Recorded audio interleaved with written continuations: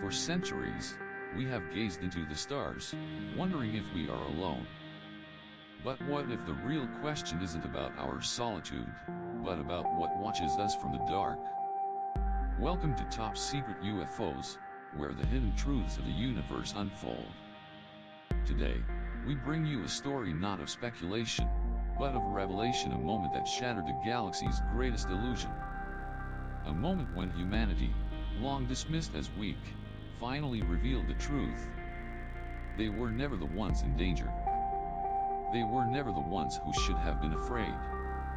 And when the patience of an entire species ran out, the galaxy learned the cost of underestimation. The chamber loomed vast and hollow, its once proud crystal spires now stretching like skeletal fingers into the darkness above. Fragments of shattered glass shimmered on the polished obsidian floor, catching the dim glow of emergency lights. The council hall had once been a place of unity, of diplomacy, of power. Now, it was a tomb. The echoes of distant explosions reverberated through the chamber, a ghostly reminder that time was running out. Senior diplomat Voss stood at the central podium, his four eyes fixed on the recording crystal, its glow pulsating faintly like a dying star. His ceremonial robes, once pristine, were now tattered and stained with the dust of a collapsing empire. He exhaled slowly, his secondary breathing passages whistling with exhaustion. He had seen the end coming, but none of them had truly believed it would arrive. Voss, voice heavy with regret. Let the record show, I, Voss of the Centauri Diplomatic Corps, make this testimony of my own free will, and with full awareness that it may be my last official act. His scaled hand traced the obsidian podium's smooth surface, feeling the countless indentations left by generations of diplomats before him. This podium had stood as a beacon of civilization, a symbol of order. Now, it bore witness to the unraveling of all they had built. His voice wavered, somewhere between a hollow laugh and a broken sob. We called them patient. That was our mistake. No, that was our illusion. We called them pets, amusing little creatures who stumbled their way into faster than light travel. We thought them simple, weak. We mistook their patience for submission. A deep, guttural rumble spread through the chamber, distant but unmistakable. The defenses were failing. Voss did not turn toward the sound. He had expected this. Voss, Conti. I remember Ambassador Rodriguez standing here, 6 months ago. She used such fascinating human expressions, the straw that breaks the camel's back. The patience of saints. We laughed. We were too sophisticated to laugh openly, of course. But we laughed. The walls trembled again, this time closer. The recording crystals flickered, their intricate lattice of energy pulsing erratically. The vast stained glass dome overhead, once a radiant tapestry of interwoven star systems, now bore deep fractures, thin veins of darkness creeping through the light. The humans had a saying about assumption being the mother of all mistakes. Funny. They warned us about that too. He straightened, the weight of inevitability pressing against his shoulders. The air in the chamber felt thick, dense with the weight of unspoken truths. His four eyes locked onto the crystal as though willing it to burn these final words into history. To any species who views this testimony in the future, learn from our catastrophic error. The humans weren't patient because they were weak. They were patient because they were strong enough to afford patience. They smiled through our insults because they knew exactly what they were capable of. A shudder passed through the chamber, and for the first time, Voss turned. The great arched doors, reinforced with layers of neutron-forged metal, groaned as something beyond them pressed forward. They would not hold. He had only moments left. He exhaled again, this time softer, the barest whisper of a species that had once ruled the stars. The humans were patient until they weren't. A holographic projection flickers to life, bathing the council chamber in a cold, ghostly light. The image of a spacecraft sleek, silver, a marvel of human engineering hovers in the vast emptiness of space.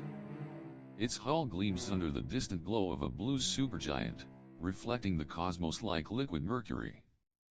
It is small, unarmed, designed for science, not war. The Star Dreamer. A ship meant to carry the young minds of humanity to the farthest edges of understanding. A vessel of wonder, of discovery. Vos, Vo, soft, heavy with remembrance. The Star Dreamer. A research vessel. A crew of 27. 8 children aboard, part of their Young Explorers program. Their first deep space voyage. Their first real taste of the stars. The hologram shifts, dissolving into a series of security footage clips. Inside the ship, the atmosphere is one of pure innocence. Children float effortlessly in zero gravity, their laughter light as stardust, their eyes wide with a kind of curiosity only the young possess. Their hands reach for drifting droplets of water, watching in fascination as they glisten like tiny planets suspended in space. Their voices rise in a song, an old melody from Earth, one about a lost astronaut named Major Tom. The footage slows, freezing for a brief moment on the face of a young girl. Amy Chen, aged 12. Her dark eyes sparkle as she clutches a notebook, filled with scribbled observations of the universe outside. A future scientist. A dreamer. A child who would never grow up. Then alarms. A piercing wail shatters the peaceful quiet. The children startle, some clutching onto nearby handrails, others spinning weightlessly as the artificial gravity falters. Red emergency lights bathe the interior in an ominous glow. The laughter stops. Fear takes its place. Mox patrol, radio, cold, emotionless, the voice of bureaucracy turned executioner. You are in restricted space. Power down and prepare for inspection. The footage jumps to the bridge. The human captain, a man of calm precision, grips the edge of his console, scanning the readings. His expression is one of confusion, not panic. His voice remains steady as he responds. Human captain, calm, professional, unaware of the doom that already looms over them. There must be a mistake. We are well within the approved research corridor. We have children aboard. The transmission cuts. A sharp, merciless silence follows. For a moment, all that remains is the Star Dreamer, suspended in the void. A silver needle against black velvet. A fragile piece of humanity adrift in the cold abyss of the unknown. Then violence. A flash of weapons fired. Silent, yet deafening in its finality. The ship's elegant hull blooms outward, torn open like brittle glass. The explosion ripples through its frame, consuming its delicate structure in an instant. Debris scatters into the void, tiny fragments of what once held laughter, dreams, and innocence. The last remnants of 27 souls are reduced to drifting embers, fading into the abyss of space. The light of the explosion flickers and dies, swallowed by the unfeeling darkness. The hologram freezes on the last transmission log.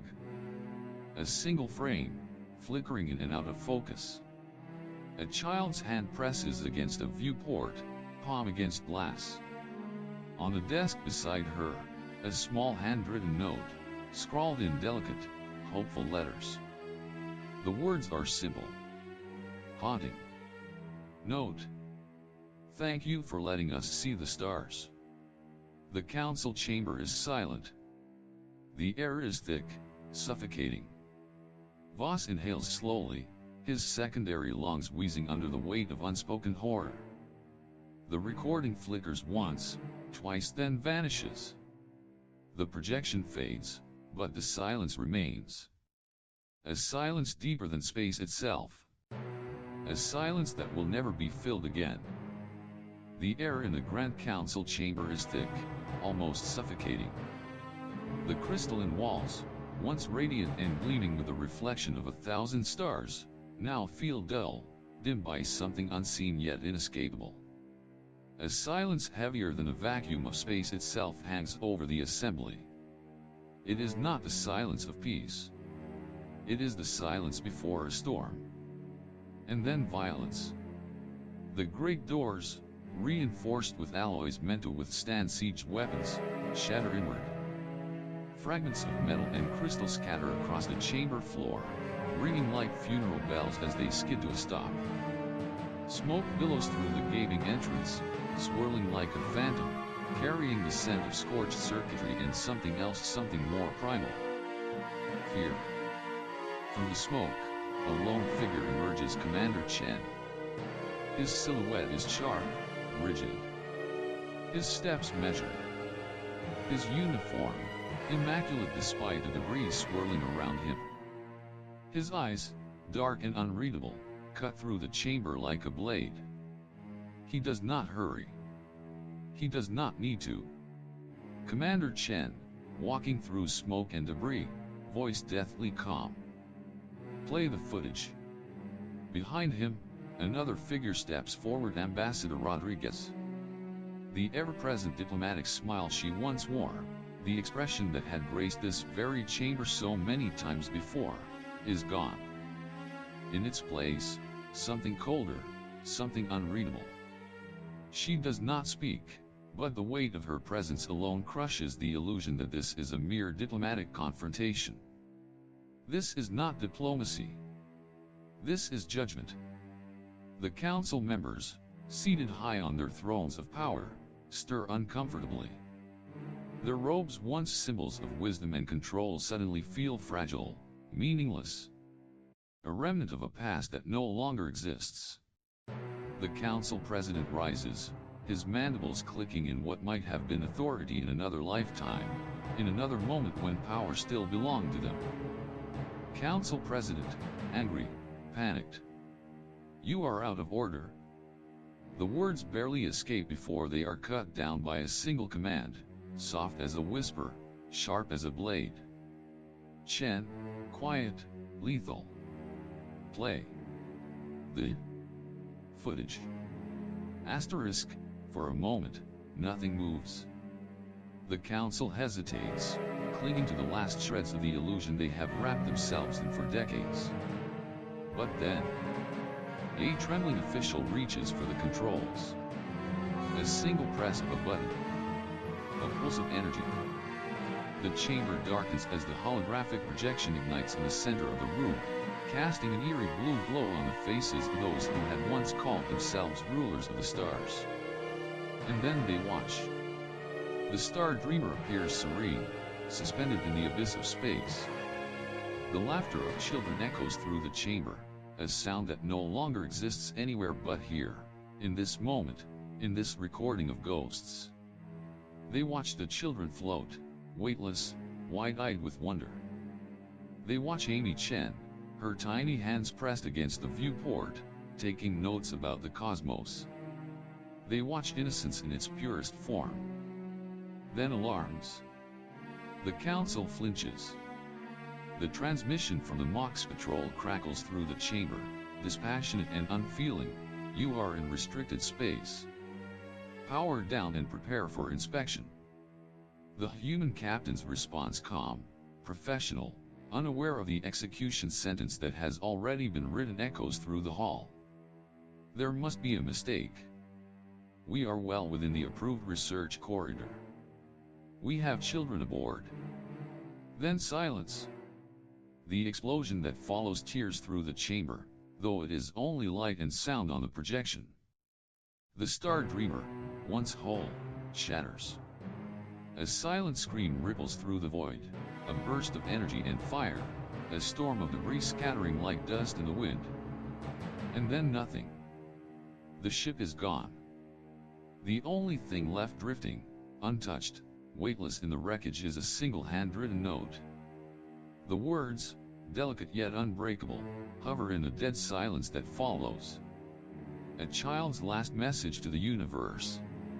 Note: thank you for letting us see the stars. The projection flickers and dies. The silence that follows is not the same as before.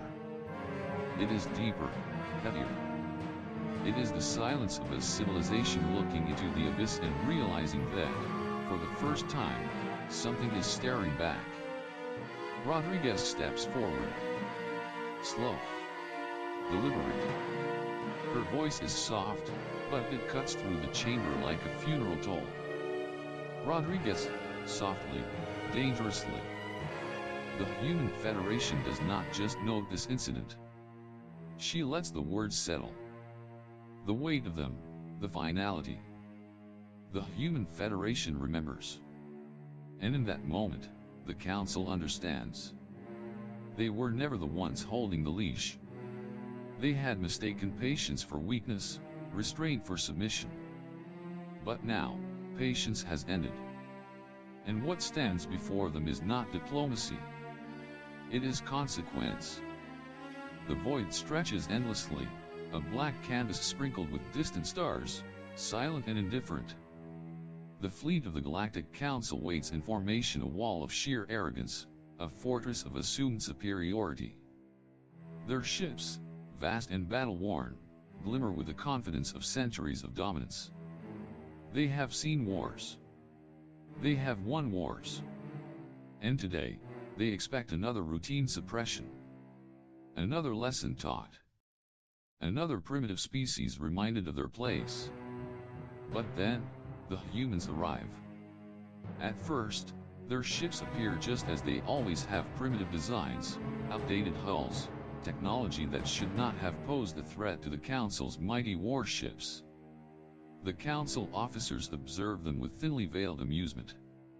Slow, unsophisticated, harmless. But then something changes. Something imperceptible at first.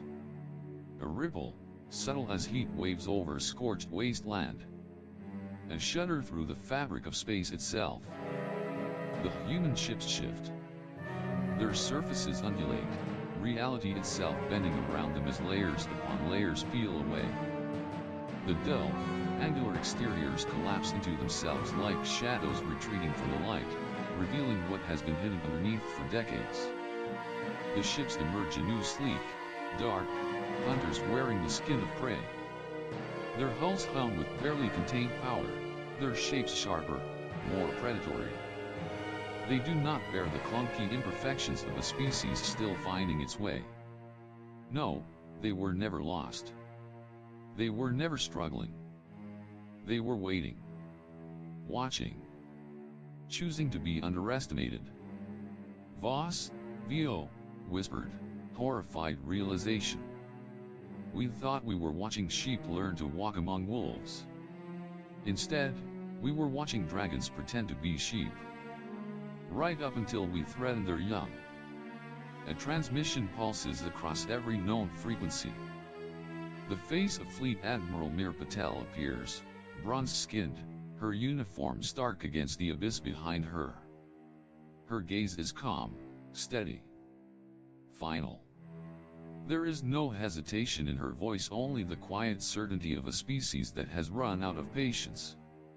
Admiral Patel, broadcasting on all frequencies.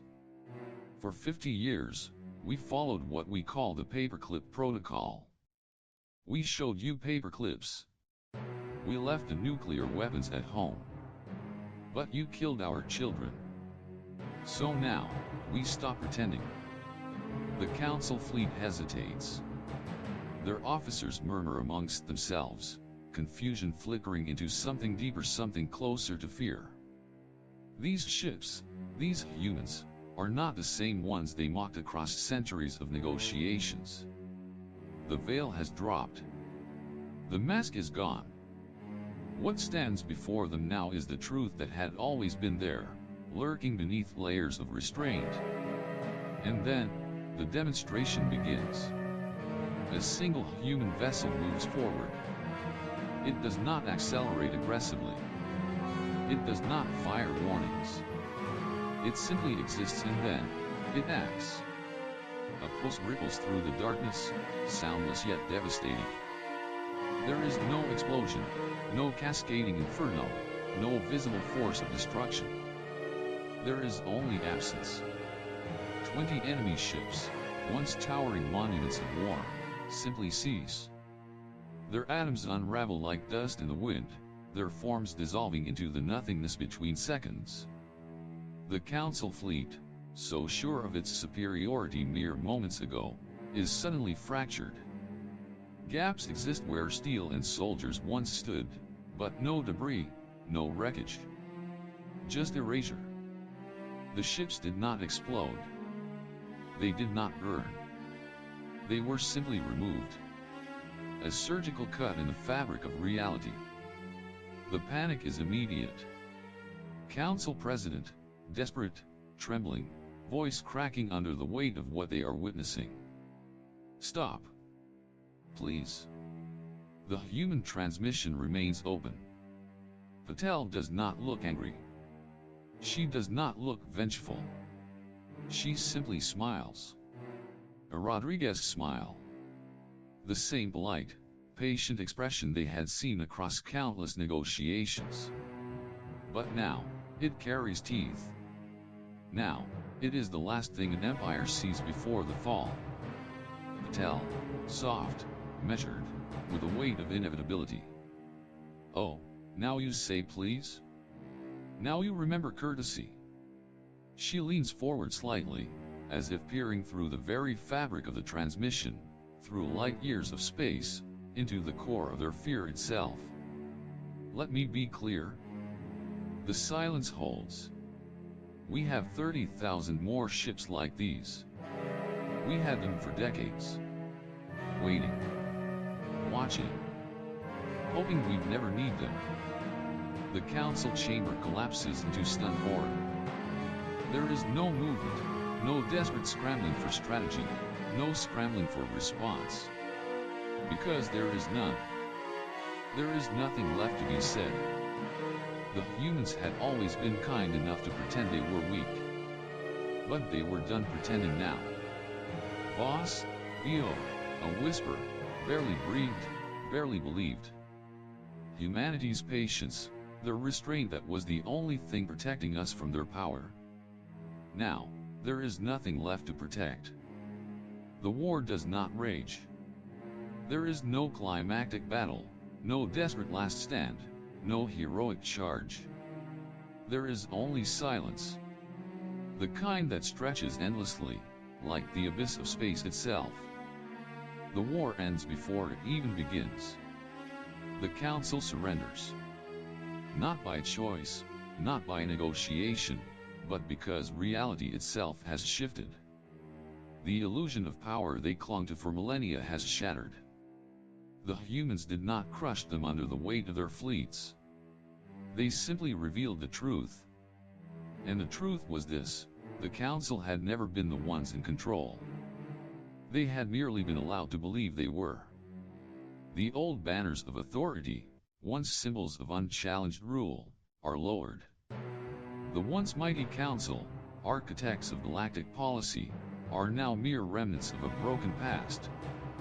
The Grand Chamber, where empires were forged and fates were sealed, now echoes with something new. Something that had never truly existed here before. Accountability. Humanity does not demand vengeance. They do not conquer. They do not burn.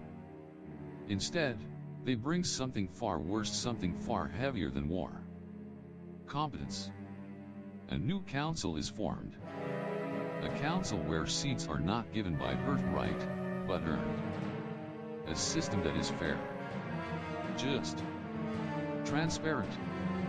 The old ways, the arrogance, the unchecked control, the quiet corruption that had ruled from these very halls are gone. The galaxy is reborn, not under the rule of humanity, but under the weight of its own consequences. The chamber is different now. The crystal spires, once symbols of opulence, now serve a simple purpose. They stand, unadorned, casting long shadows under the dimmed artificial light. There are no elaborate robes. No unnecessary rituals. There is only governance. True governance. And at the center of it all, presiding over this new order, is a human. Ambassador Kira Rodriguez. She sits where once tyrants sat. She speaks where once false diplomacy was whispered. Her smile has returned, but it is not the same. It is no longer the soft, patient smile that had graced these halls for decades. It is sharp now. Precise. There is teeth in it. Not a threat, not a promise, but a warning. A reminder that patience, once lost, does not return easily. The council chamber is full. Representatives from every species, every system. They sit, but they do not speak. They watch her, waiting. Some in fear, some in shame, all in understanding. They are not used to this. To a system where words truly matter. Where actions carry weight. Where power is no longer a shield, but a responsibility. Rodriguez places a single document on the podium before her. Simple. Clear. Unforgiving. Rodriguez, calm, but unmistakably firm. Would you like this decision recorded in a child's thank you note? The words hit like a collision of stars. They carry the weight of 1,000 lost voices, of children who once laughed in the void, of a civilization that had been given every chance to correct itself but never did. The question is not rhetorical. It is a knife pressed lightly against the throat of history. The room shudders. Some look away. Others remain frozen, unable to move. No one speaks. No one dares. Because this time, they understand. There will be no more clerical oversights. No more hidden amendments. No more diplomatic games played at the cost of innocent lives. There will only be truth. Beyond the chamber, beyond the council's walls, they still wait. The human fleet remains in position. Motionless. Silent. Watching. They do not advance. They do not retreat. Their weapons are not fired. Their demands are not spoken. Yet their presence alone is enough to reshape the very fabric of the galaxy. Voss, Vo, soft, a whisper carried through time itself. Humanity still smiles. Their ships still watch. Their technology remains a mystery. But now, we know. That is by choice. The chamber lights flicker. Asterisk, the council breathes, knowing that beyond the void, the silent guardians remain. Always watching. Always waiting. And for the first time in history, the galaxy finally understands. The chamber is crumbling. The once majestic pillars, carved from obsidian and crystal, now crack and splinter under their own weight. Dust falls like dying stars, swirling in the dim, flickering emergency lights. The air is thick, charged with something more than just destruction. It is history unraveling. The echoes of 1,000 decrees, 1,000 decisions, now reduced to the silent crumbling of a once unchallenged empire. Voss stands at the heart of it all, his robes weighed down by the dust of a fading era. His four eyes, tired and heavy with resignation, linger on the recording crystal, the last witness to a story that will outlive them all. His scaled hands tremble, just slightly, as he runs them over the smooth, unbroken surface. This is all that remains. Not power. Not dominion. Only memory. Behind him, the chamber groans, walls bowing inward, fractures racing like veins through the once imposing architecture. The end has come, and yet, Voss does not rush. There is no panic in his movements, only acceptance. The inevitability of consequence. A final breath. A final moment. Voss, whispering to the recording crystal, voice barely audible over the slow, inevitable collapse. Thank you for your patience. Thank you for your restraint. And most of all, a deep rumble shudders through the chamber. A fracture splinters across the grand ceiling, light seeping through the widening cracks like the first dawn after an endless night. The chamber, once the beating heart of authority, begins to cave in on itself. The end is mere moments away. But Voss does not move. Thank you for giving us the chance to learn wisdom before you were forced to teach us fear. The crystal flickers, absorbing his final words. It glows for a moment, pulsing as if alive, then dims. The record is complete. Voss finally turns, his heavy robes trailing behind him like the remnants of a fading storm. He walks not hurried, not desperate toward the evacuation zone. His steps are steady, unburdened, as though he has already accepted the truth that this place no longer belongs to them. That it never truly did. Behind him, the council chamber collapses. The fall is not violent. It is not an explosion, not a cataclysm of destruction. It is slow, deliberate. The grand pillars, once symbols of eternal rule, bow and shatter like brittle glass.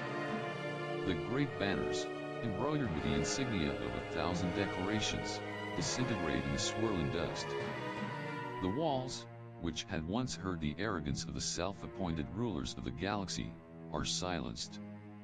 And with them, the old world dies. No war had ended this place.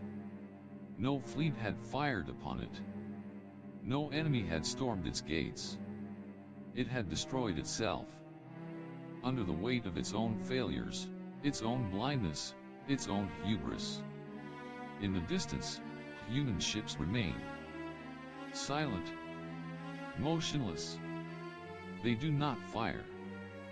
They do not advance. They do not need to. They have already won, not through conquest, but through something far greater. Revelation. The galaxy has seen. The galaxy knows. And the galaxy will never forget. As Voss steps beyond the ruins, stepping into a world that no longer belongs to the past, the darkness swallows the last remnants of the old order. Fade to black. Power was never taken from the rulers of the galaxy, it was returned to those who had always held it. Humanity did not demand vengeance. They did not seek destruction. They only revealed the truth. Now, the old order has fallen. The council has crumbled. The galaxy watches, silent, aware for the first time that the patience of mankind was never weakness. It was a choice. But the real question remains, what else have they been hiding? And if they chose to wait for so long, what were they waiting for? Let us know in the comments, what do you think? Did the council deserve its fate? And more importantly, what would have happened if humanity had never been provoked? Don't forget to like, subscribe, and keep watching the skies. Because out there, in the dark, the greatest secrets are waiting to be uncovered.